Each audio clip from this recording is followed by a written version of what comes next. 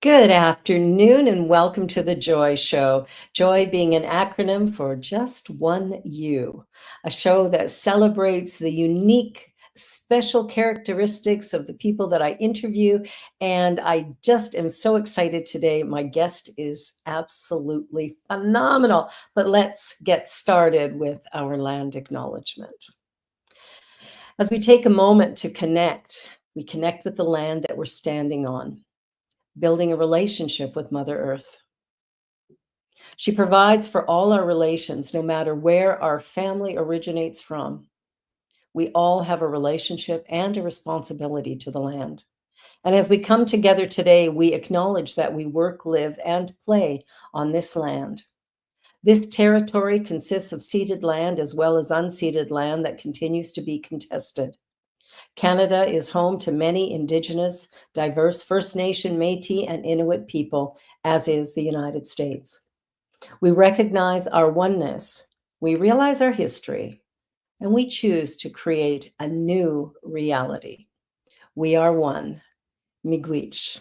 Thank you. Well, my guest today is Dr. Tracy Brown, and she served 3 years as chair of the governing board for Centers for Spiritual Living Worldwide. She currently serves on the board of directors for both the Science Mind Foundation and Camp Cedar Ridge.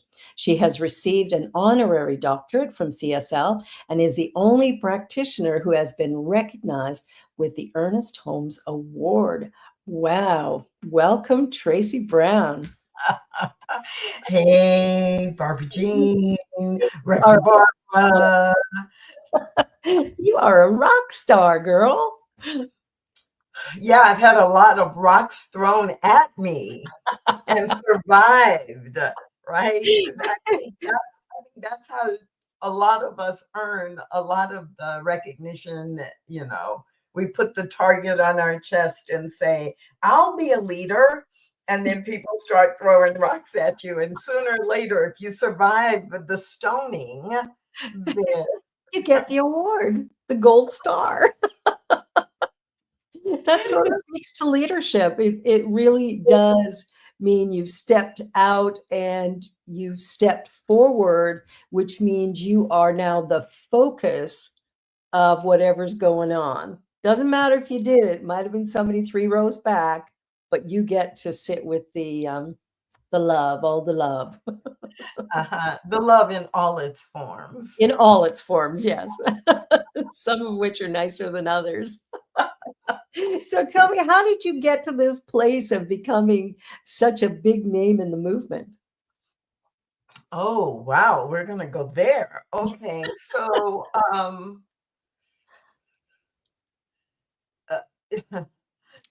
you've heard me say I think there's a certain amount of insanity required. And so a little bit of that willing to be out of my mind and say yes to things that other people won't say yes to. And then learning along the way. I really, I have said to lots of people in leadership within New Thought, within CSL, and within corporate settings, you Yeah. really do. When you say, I will be a leader, I will sign up, I will take the hits, you do put a target on your chest. Yeah. And so you really better love what you're doing Yeah. and be willing to not always have it your way. Like to be a leader versus to manage a program or to manage people to get one specific result. Yeah, exactly. Yeah. So, the snapshot of, I've been in studying and practicing science of mind since 1986 and living it.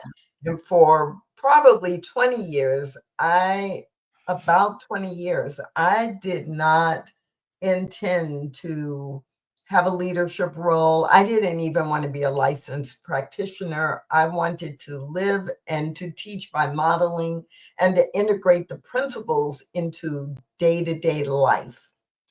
And I think that is a really important foundation I for agree. the pathway that ended up happening because I was never attached to visibility, control, power, authority. I was attached to how can I and how do I help others live these principles. Mm, I love So, that. yeah, then you raise your hand. Tracy raises her hand to volunteer for things during integration, in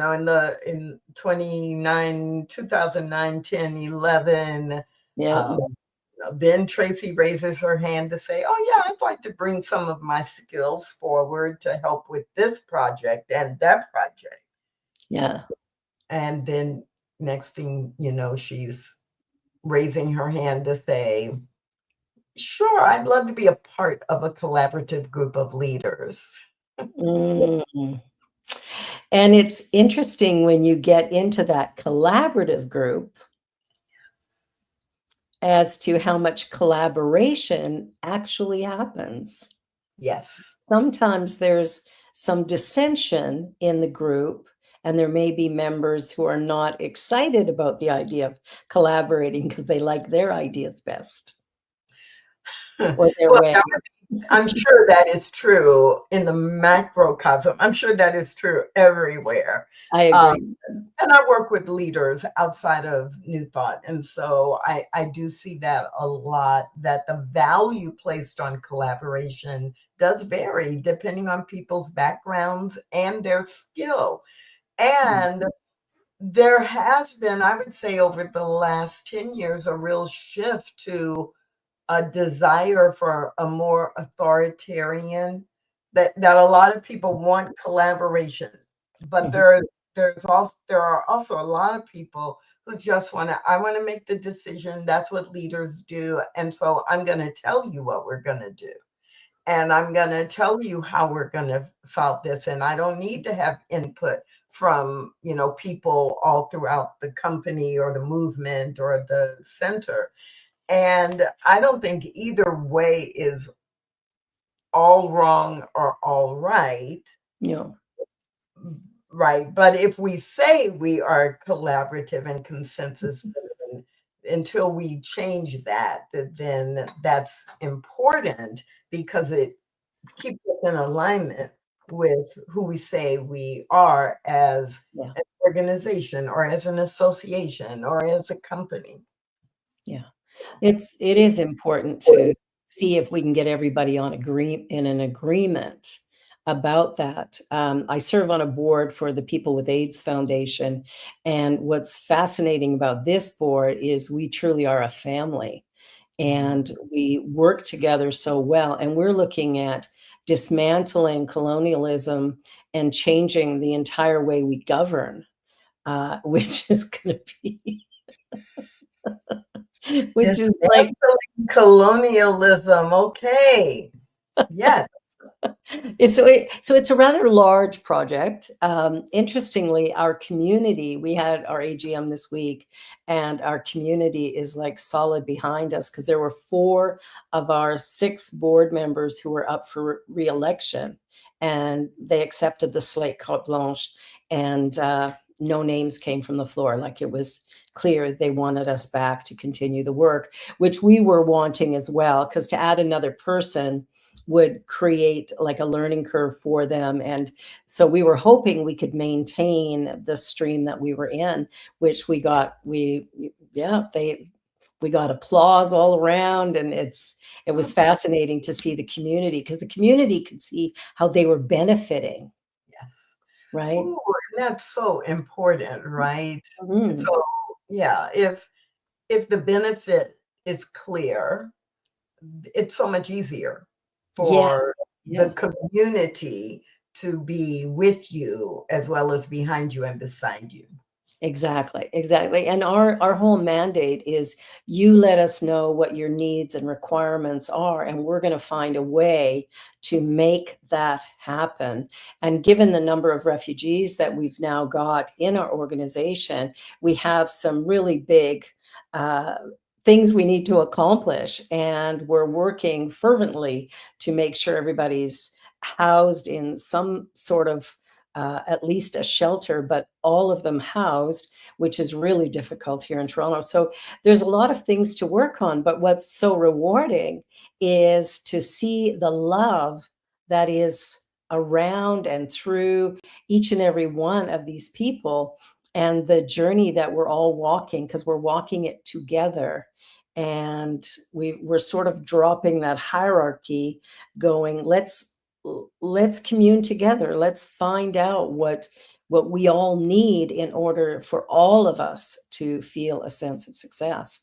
And I'd like to see that in CSL. I think that's where we need to go if we're going to flourish as an organization, and New Thought overall, because I see challenges in other organizations as well.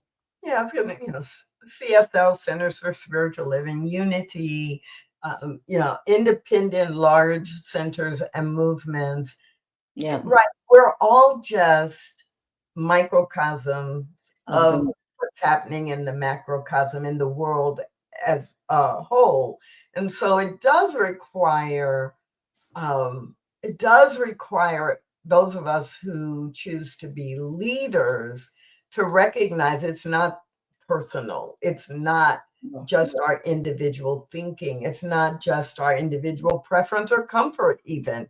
I mean, Yeah. I think one of the hardest lessons I had to learn very young was that I was going to be uncomfortable.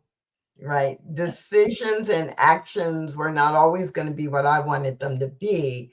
So I had to get comfortable being uncomfortable and recognize that's the time to build a bridge. Yes, it is.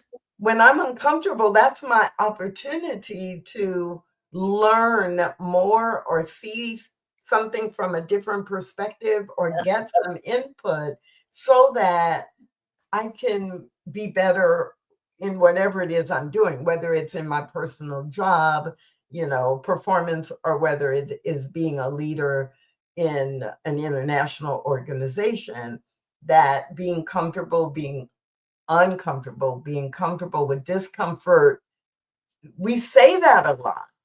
But We for me, the extra piece of that is not just being able to say, "Oh, I'm uncomfortable. Oh, okay, well, I'm used to that." It's how do I use that discomfort? discomfort. Yeah. What do I do as a result of that discomfort that moves me not quickly to comfort, but to a different outcome? And that's the key. It's not to get us to comfort. It's to awaken something within us, to discover a new awareness, a new understanding, and from that place to begin, like you say, to build bridges. I had an idea years ago about this New Thought bridge, and there's this bridge somewhere in the world, I can't remember where, but it's like hands, and it reaches across, and it's yeah, I'll find the graphic and I'll send it to you later. But it was really interesting to see, it's like these hands holding up all of these people. And I thought that's kind of what we do in New Thought, right? We're not for or against any religion. We're not for or against any group. We're like, let's do this. Let's find a way to meet and our um, to find our joy together. And if we're uncomfortable, and I've been uncomfortable a lot, um, and I'm okay with that. It took me a while to get okay with the discomfort, but it has served me really, really well as I've been able to navigate it. And yeah, I'm okay with discomfort at this point. It's Well, of course, I'm okay with it, but nobody likes it. no, Nobody likes being uncomfortable, being in discomfort. No, nobody really likes being wrong or not having the right answer or the right information. true. Nobody really likes being labeled racist, sexist, homophobic, right? Any of the labels because they have Yeah, unconsciously or unintentionally created yeah, some miscommunication. No, none of us like any of that. yeah. You know, I I have thought about this before, but not lately. Here's what just crossed my mind as I was saying that. Mhm, And I know you'll get it for a number of reasons.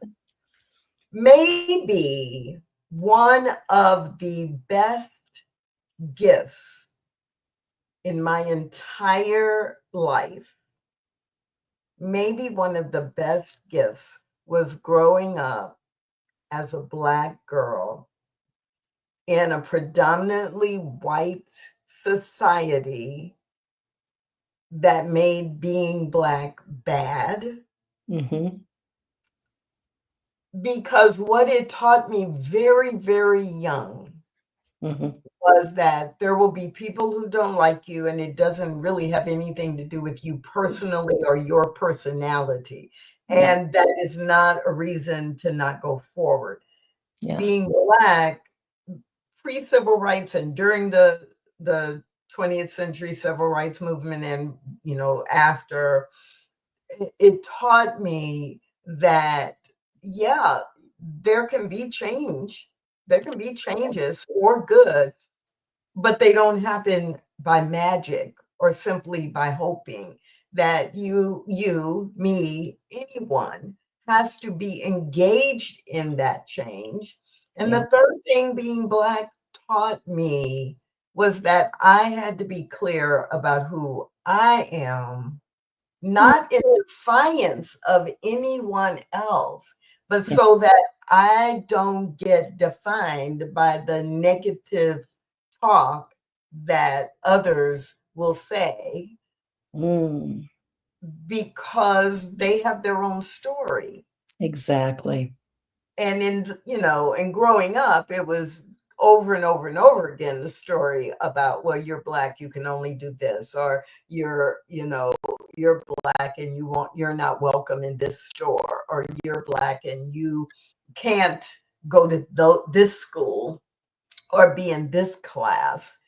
As I've gotten older and as an adult, it's not always about race. In fact, it's often, most of the time, it's not about race, it's about some other aspect. But the lesson learned to not take things personally and to Yeah, focus on the goal yeah, and the shared outcome, right? The mhm. common goal or the common desired outcome. I learned it young because I had to learn it based on race. Wow. And wow, has that had a powerful effect. It's Yes. interesting how what we would call bad and wrong is often the very thing that Yes. frees us to be who we are in this now moment. Exactly, like all of it. I think of my life and the journeys that I went, which of course are different than yours, but just, abuse and violence and things like that that happened through those years, having a child at 16 years old and all that that brought and, getting married at that young age and having that be bad. It's like all of these things, but all of it brought me here. And in the way that I serve the people that I serve, it is a gift. It is a gift. Yeah, I look at abused women who go back. Well, I know why they go back. They go back because they think they're the problem and they can fix that. I mean, they're Yes. mistaken, of course, which I now know, but I can't judge them for it because I was there. And we begin to learn from that journey. And then we stand as women today going, okay, we can be advocates, we can be strong, we can lead because we have had the stones thrown at us and we've Yes. survived it. And Yes. not only survived, we are thriving. Yes, yes, yes. It's so true, so true. But I love to hear that point of view because I see such strength and wisdom and brilliance in you. And that obviously came from your life. That's how you got here. You What know, brought you it's to Science of Mind? say that again. What brought you to Science Mind? What brought you to New Thought? And sorry, I interrupted you there. We both started. Oh, it's great. So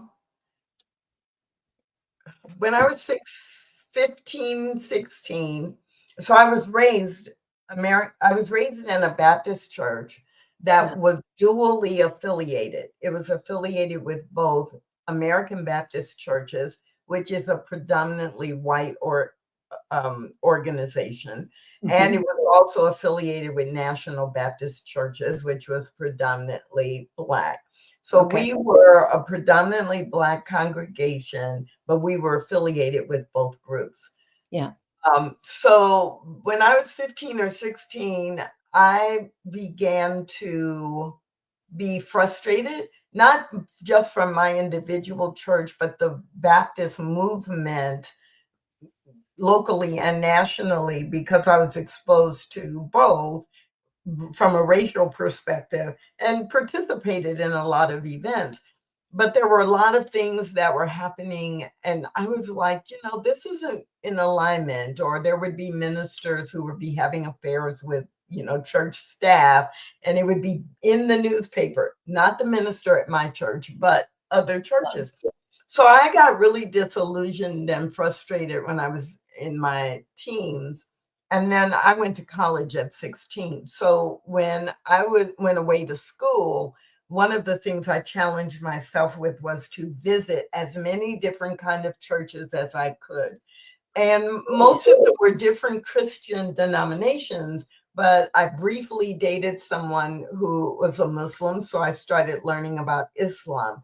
And Yeah. then I 1920, I don't even remember how I got exposed to Buddhism and Taoism, and I started looking into the Eastern traditions. So by the time I was in my mid 20s, I had basically created my own, I didn't call it a religion, but my own devotional practices.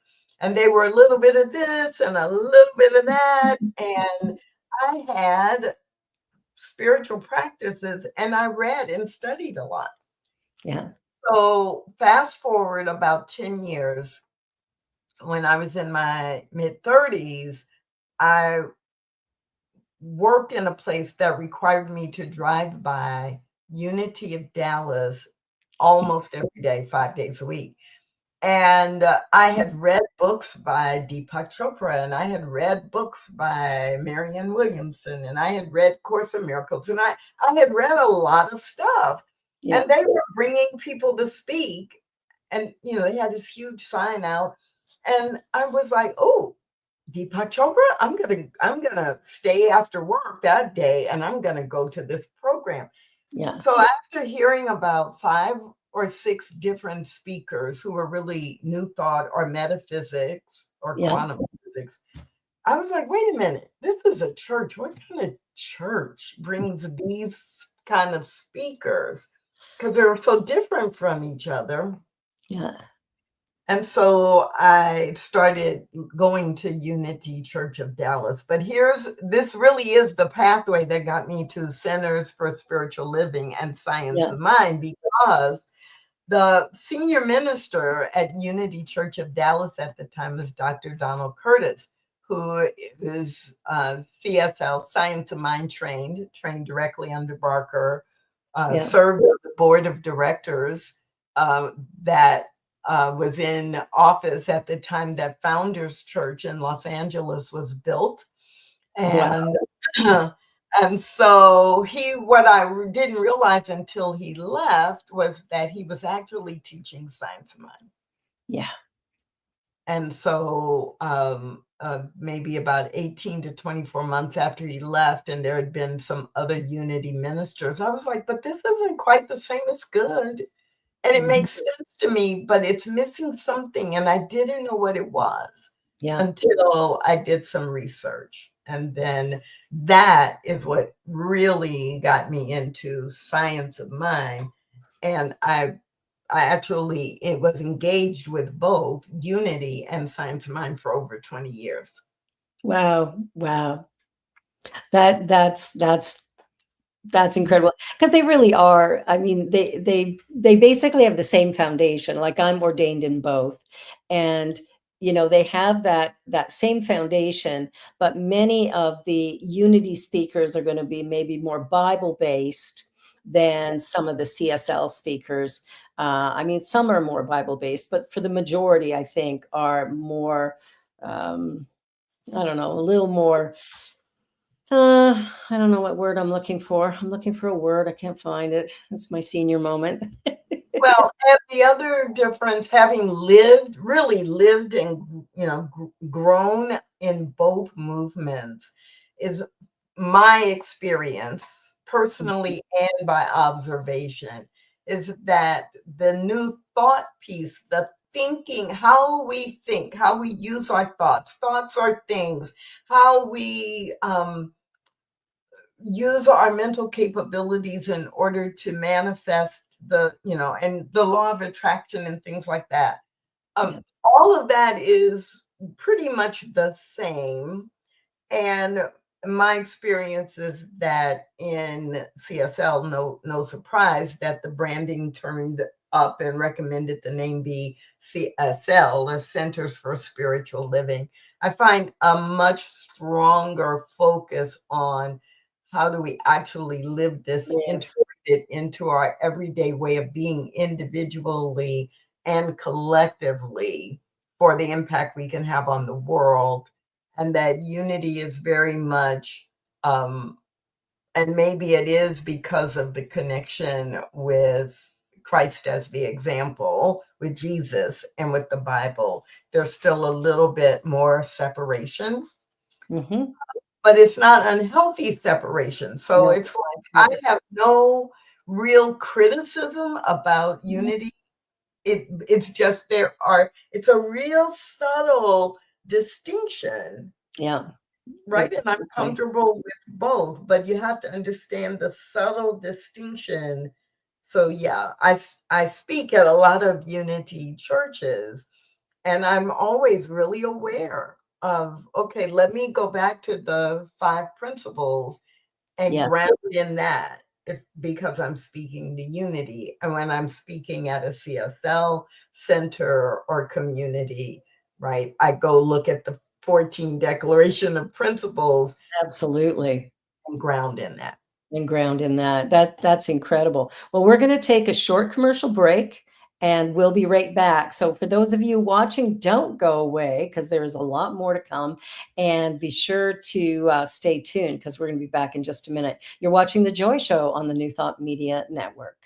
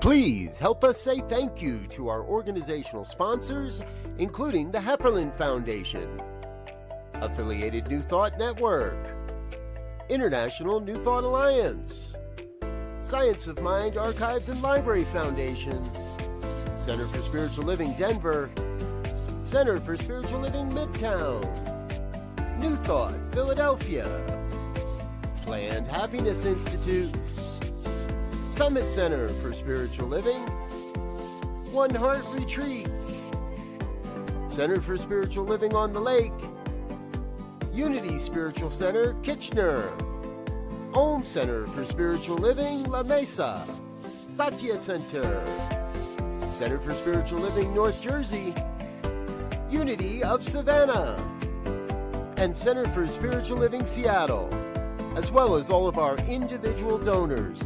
Thank you for making New Thought Media Network a place to be. Please come be you. And remember, like, share, and subscribe. New Thought Media Network. Positively inspiring.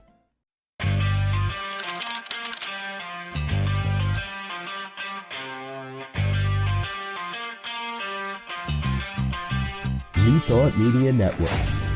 We are a global broadcast network of positive music, media, and entertainment, inspiring humanity's evolution along the journey of enlightenment and creating a world of love, peace, empowerment, and prosperity for all. New Thought Media Network. Positively inspiring.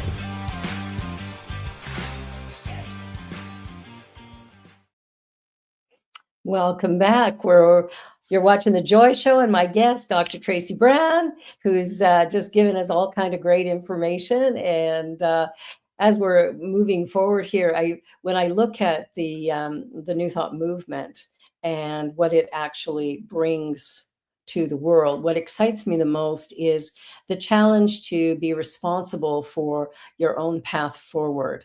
That's probably the most important CSL thing is you create your reality. It doesn't mean you're to blame for what's going on, but however, you are responsible. And with that, you have the power to change just about anything that's happening in your life.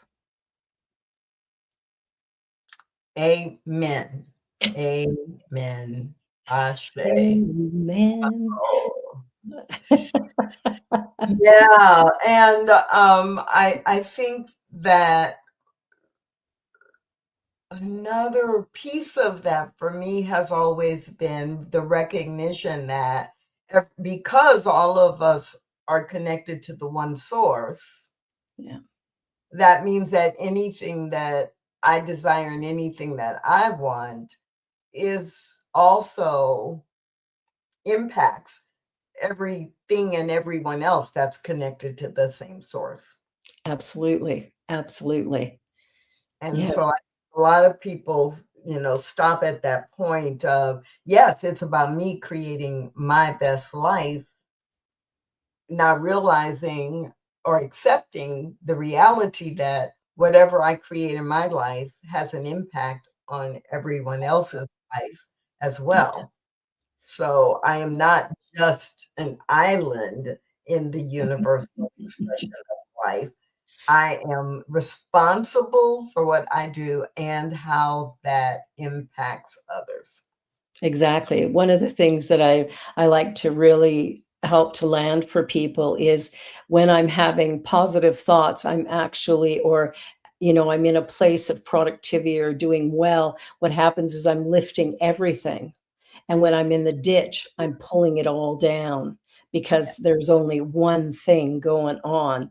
And because I'm a part of it, what I do matters. And yeah, that's exactly it. And I think that's it's kind of a hard concept to really get for some people, that although you and I are we're thousands of miles apart right now, and yet we're one. I am you, you are me. There is no separation. And yet it appears that there's separation. When you look at Democrats and Republicans right now, there appears to be separation. It's really loud. There is humanly designed, humanly enforced, human attachment to. We are separate, we are distinctly different, and we are enemies.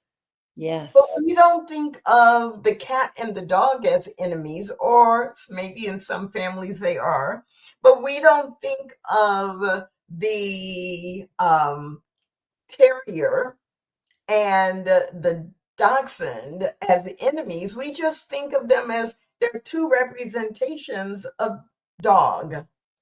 Yes. Yeah. Right? Absolutely. And so, yeah.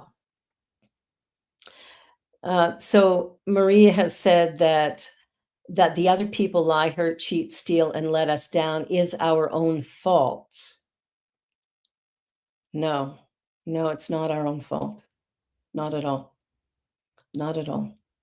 The energy that we put out day by day and moment by moment is impacting everything. And the people who are, who are being really, really negative, yeah, they're drawing down the collective energy for sure. But those of us who choose to look at that from a possibility of, okay, now what can I do to lift? There becomes that shift in perspective that can begin to move it forward. So I'm not to blame for what's happening in my life.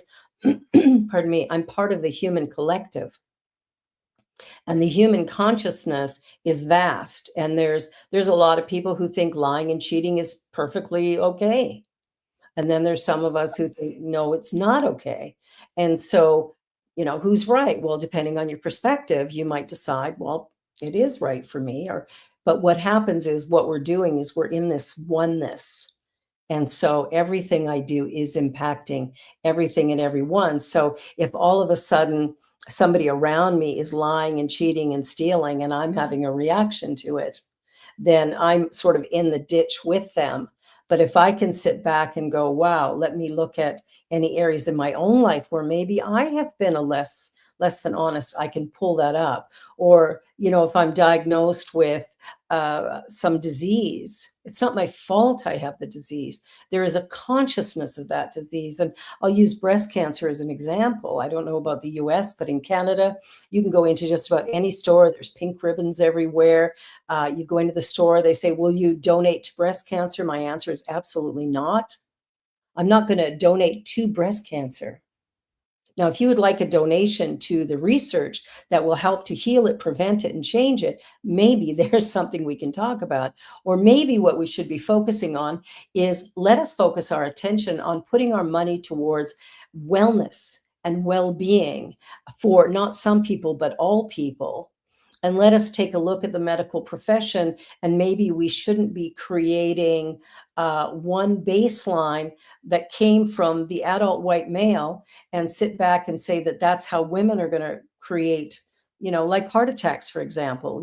Men are going to get the pain in the chest down the left arm, not women.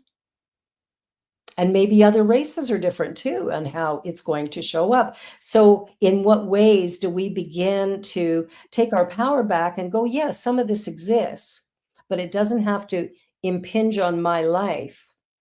I can begin to think in a new way. What do you have to say about that, Tracy? Oh, well, I agree with you. So I'm sitting here going, uh-huh, uh-huh, uh-huh, check, Yeah. check, check.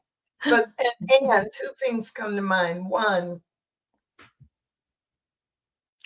so this idea, oh, Maria, I love that you use the word fault, because a lot of times when we see things or experience things in our life, whether it's our direct life or whether it's the life of the country or the world, Yep. a lot of times we spend a lot of energy on why did that happen? And, yes, what did I contribute to that? That's a very valuable journey to take. If I'm in a relationship with someone and it's not working, yeah, I want to look back to a certain degree. But the real opportunity is to go, okay, I can't change it because it's happened. This person has done these things, or I have done these things, Yeah. and I can't go back and change it. So, what is it? What's my choice going to be now? And instead, what we do is we look back not only to understand it, but to point fingers. You're to blame. It's all your fault. And what that does is it puts it, I'm now a victim. I'm now a victim to whatever someone else did, or even what I did when I didn't know better. And, and, and, many of your viewers will be familiar, with the drama triangle, where we operate in the drama triangle and create all kinds of unnecessary drama because we think either, there's got to be a victim. Well, in order to have a victim, you have to have a villain. Yes. A person or a party or a system that is the villain. And then you're setting up a situation where there must be a hero. The hero or heroine is the one who, comes forth and saves the victim or comes forth and punishes the villain. And in Yeah. the meantime, all three are not working cooperatively together to get to the shared or common goal. We're pointing fingers at each other. And it's like, I don't have time for that anymore in my life. I Like, haven't had time for that for decades in yeah. my life. I'm always about what are we trying to get to? Let Yeah. me ask questions and figure out what needs to happen, not to, or what has happened. I want to understand where we are or what has happened, not Mhm. to place blame, but to know what are we working with here that our next step. Like, I can't take the next step if I don't know where I'm standing right now. Exactly. Yeah. And that's a whole different thing than trying to find fault, place blame, and it keeps us in victim mode. And when we're in victim mode, we cannot find solutions because all we look for is what someone else has done that's wrong or hurtful or makes me afraid. And Yes. I didn't realize I cared so much about this until I started talking. So I am going to give myself a homework assignment to do some journaling about this because I think one of the things that also made the bridge to Science of Mind and CSL so easy for me is that when I was 15 or 16, I was in a class and the teacher asked us to choose a motto for ourselves, for our lives. Yeah. The motto I chose as a teenager was, "You always have a choice." Mm. That's beautiful. That's beautiful. I love that. I didn't know that decades, many decades later, it would still be my motto. I Yeah. always have a choice about how I'm going to show up. I always have a Yeah. choice of how I'm going to deal with someone calling me the N word. You're right. It's not my fault that they are demonstrating racist behavior. It's not my fault. Yeah. I didn't attract it. They're being who they are in the world, Mhm. just being themselves. Exactly. But what I attract is based on my understanding that I always have a choice. Am I going to cuss them out? Am I going to ignore them? Am I going to try to educate them? Am I going to have a conversation and say, tell me more about like what you mean? Like, what Yeah. am I going to do Yeah. Because we other than always have a choice. victim? Right. Because I always have a choice. Yeah. A friend of mine, a teacher from years ago, would always say, "There are no victims, there are only volunteers." And I think sometimes we step into something without full awareness of what it might cost us. And we were talking earlier about leadership and how when you step into leadership, you may not know that you've now put a target on yourself. Yes. Um, but nonetheless, it has happened. And it's not your fault. It's, a leader has decided to step out front and be the front person. Well, that person is the one who's going to enjoy all of the repercussions and the joys of stepping into that position, whatever Yeah. that looks like. And so we're all kind of learning and growing. And wherever we focus our attention, that's what grows and expands. And that's one of the things that we sometimes forget. And somebody said to me, I think it was maybe in the Wednesday show, might have been Gina Walker, and we were talking about the election because it was the day after. And she said, I'm not surprised. Well, I'm surprised by the outcome, but not surprised by the outcome because of the amount of focus on Donald Trump. all comedians, every news channel, every story. I mean, it was like, and what we teach is where you focus your attention, that grows and expands.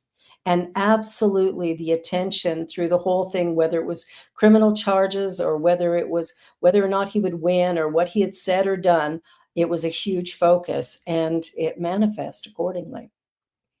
Where do we That focus our attention? that is an interesting metaphysical consciousness, like, oh, yeah. Oh, I have to do some journaling about that too.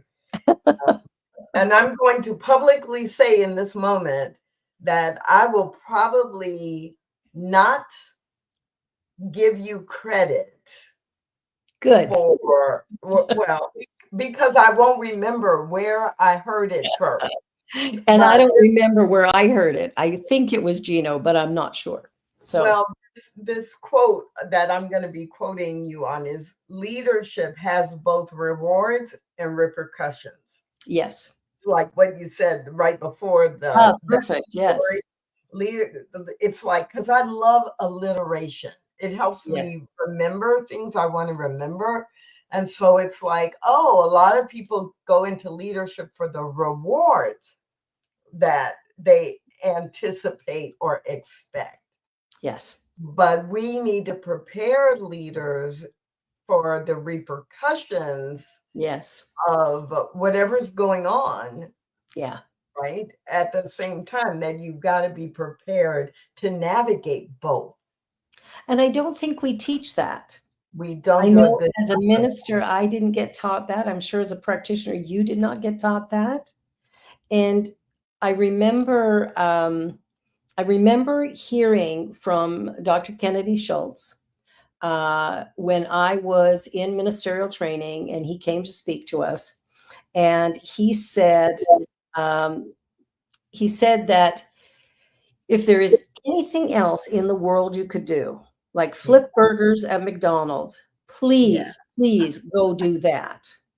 Now, he didn't explain fully what that means,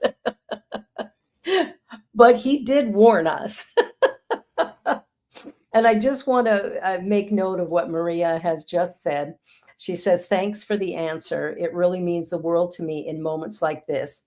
Just see it more clearly now. Thanks from the bottom of my heart." Maria, thank you for the question in the first place.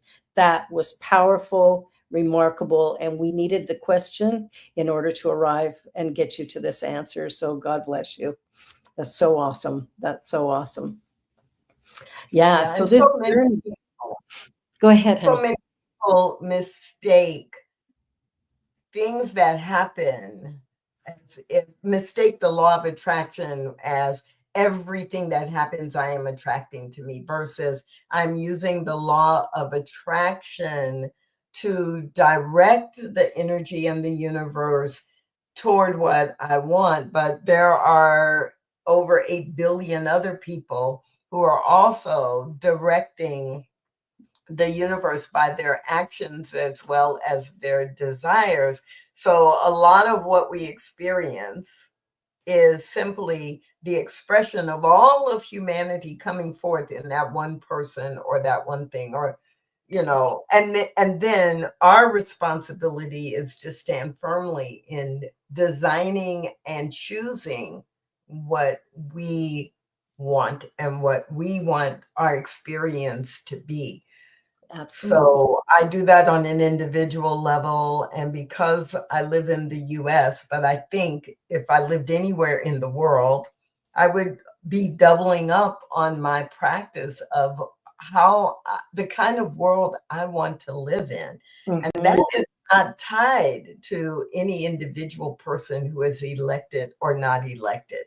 That is Exactly. tied to what values and what behaviors, right? And what kinds of policies, maybe not the specific, but what kinds of policies would exist in the world that I want to live in that delivers heaven on earth. Yes. That sounds like a nice place to live. Which I'm And trying to get. Yeah, I have moments. I have Yes. moments where it's heaven on earth, when my new dog is licking my face all over, I quite believe it or not, I love it. Um, it saves me on makeup wipes. No, I'm just kidding. But but it's like it's allowing each moment to be fully realized. And so what I'm learning for myself is that if I can be present with what is, then I can choose what I want moving forward.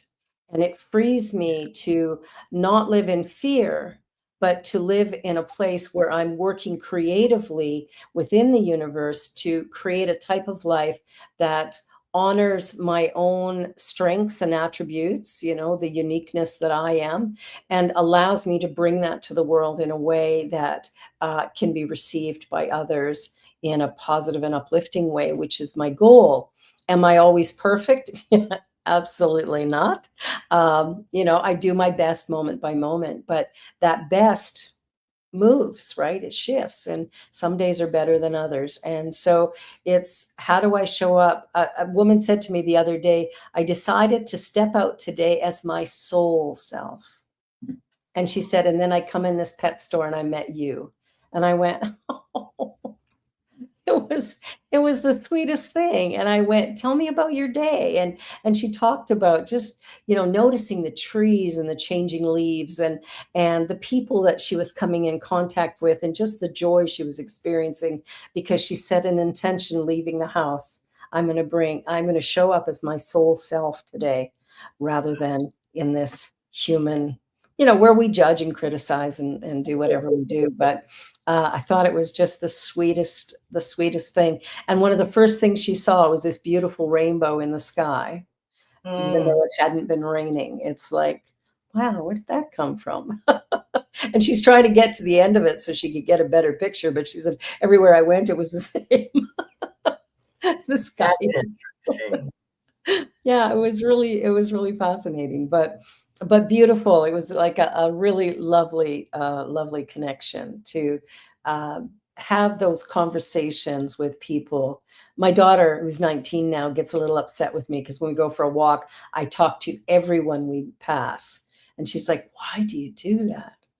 Oh my gosh. And I said, because I want to smile at people. I want to say hello. I want to say, how's your day? Are you enjoying the weather? I said, so many wonderful things come from that. And we had an experience where we needed to change lanes. And there was a cab driver beside us. And so she rolled down the window and she said, would you let us in? We have to turn. And he went, no. And she was like, his shock hit her face. He burst out laughing and he goes, of course I'll let you in. And he's Oh, laughing, and we had such a laugh. It's those tiny moments. If we could live more in those, where we notice the things that are going on, whether they're painful or beautiful. The painful can be beautiful. It takes us places that are really remarkable. But I think if we can live in those places, that's the joy of having life. yes, it is. Yes, it is. I love that you do this show every week and take all of us into, just a few minutes of focusing on joy. I love the acronym, right? There's just one you. Each one of us is unique. Yeah.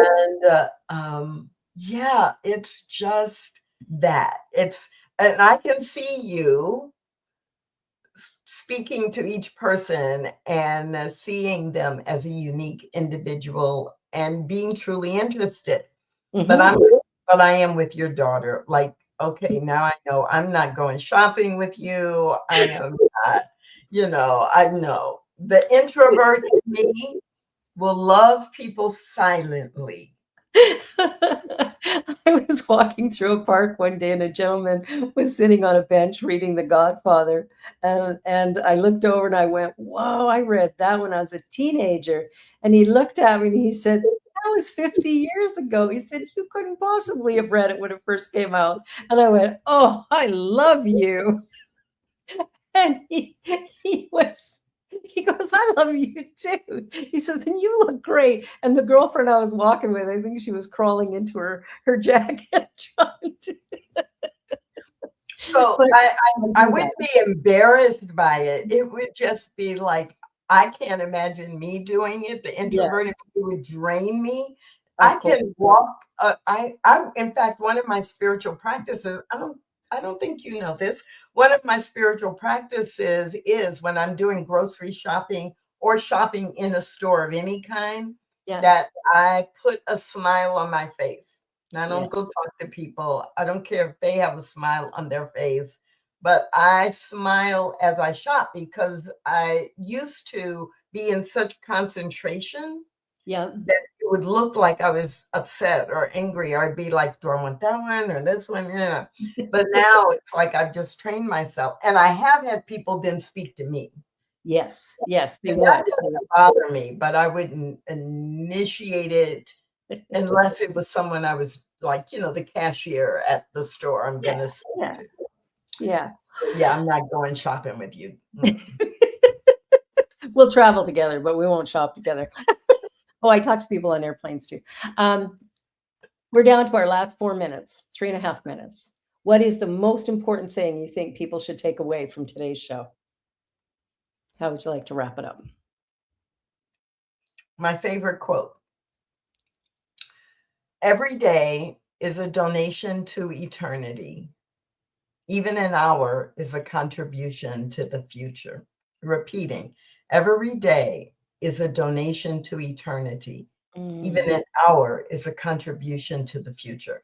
And for me, that is every one of us in our journey to being our best selves. We're making a contribution, whether it's positive or negative is really up to us, right? And whether we're in service or whether we're complaining or whether we're blaming or judging, that's what we're contributing to not only our lives, but the lives of all of humanity. So yeah, let's choose. Let's choose. I love that. I love that. That's beautiful. I think too, for me too, is, what is, and we can't change what is, but how we think about it creates the next step forward. And that's where, we can do something different. And I think looking at each other from a place of oneness, can we start to see that? And I know it's a bit of a challenge, but I want to invite anybody watching that if you're feeling separate from your neighbor or maybe a family member because of political views, I invite you to open your heart and just understand we all think a little differently, but it doesn't make us bad and wrong. We're all on a journey of awakening and expanding. So let's follow Tracy's lead and make our choices lifting ones rather than draining ones. Have a beautiful week, everyone. Dr. Tracy Brown, you are so wonderful. I love you, dear. And I'm so, so grateful that you were on the show today. I think this show was stellar. Thanks for the invitation. Oh, my true blessing to have you here. And for all of you who have watched and all that will watch later, be sure to like, share, and subscribe, and leave a comment. We'd love to hear your comments. And be sure to come back again next week when we do it all over again with a new guest. So thank you for watching. Have a beautiful, beautiful week. You're watching The Joy Show on the New Thought Media Network. And I'm Barbara Jean, and this is Dr. Tracy Brown, and we love you. God bless. On behalf of everyone at New Thought Media Network, thank you for being a member of our virtual family. Your financial contributions help share the New Thought message with people from around the world. Please visit and contribute at www.ntmedia.org/donate. New Thought Media Network, come be you. And please like, share, and subscribe. Until next time, peace and blessings.